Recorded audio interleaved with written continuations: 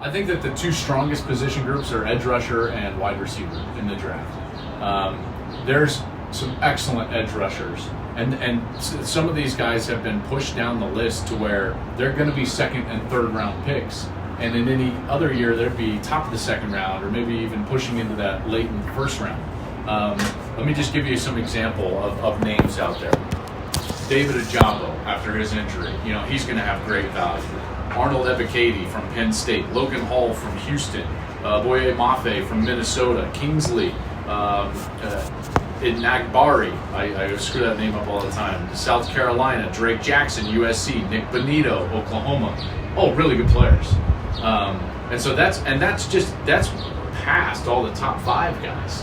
So edge rusher is really good. I think wide receiver is also really good. The best part about the wide receiver draft, at least in my estimation, is the eclectic nature of the style of play that you're going to get. You got guys that are smooth. You got the speedsters in the slot. You got big receivers like Drake London.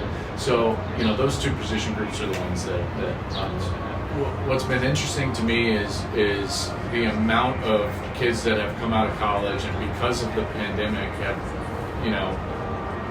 fallen through the cracks, I think, for a lack of a better term. Primarily because, in particular in the offseason, in which there wasn't a lot of offseason workouts, the NFL relied more on known commodities, so there weren't as many, I would say, openings for young players.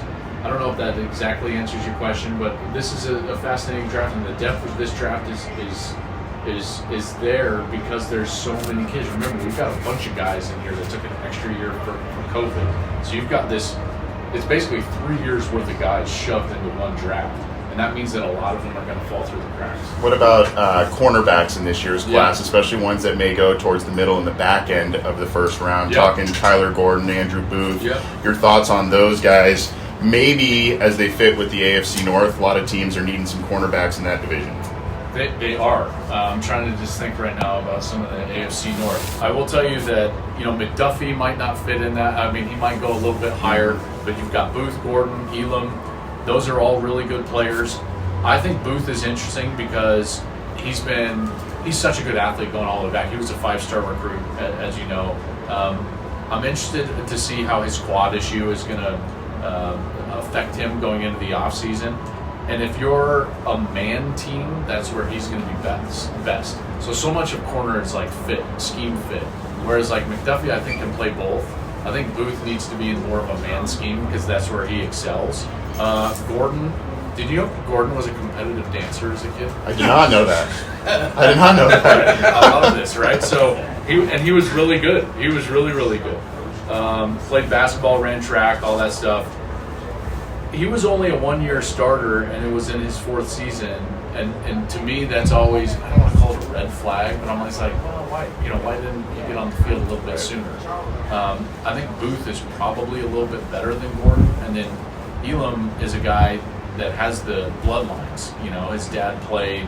He was a freshman, all SEC as a freshman in 2019. Led Florida in PBUs and INTs for a bunch of years. So I just like him. He's got good length. He's 6'2", 200 pounds. He's got good speed, probably faster than he is quick.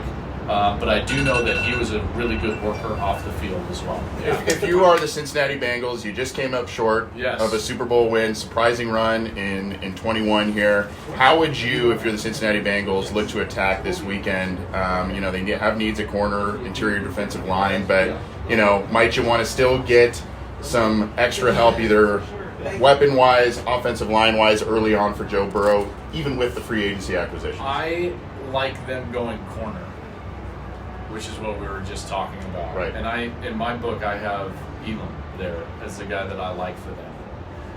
He ran sub 4.4, he's 6'2". Like, that doesn't come along. And he's not a prima donna. Like, when you talk with people around Florida, they really like his work ethic.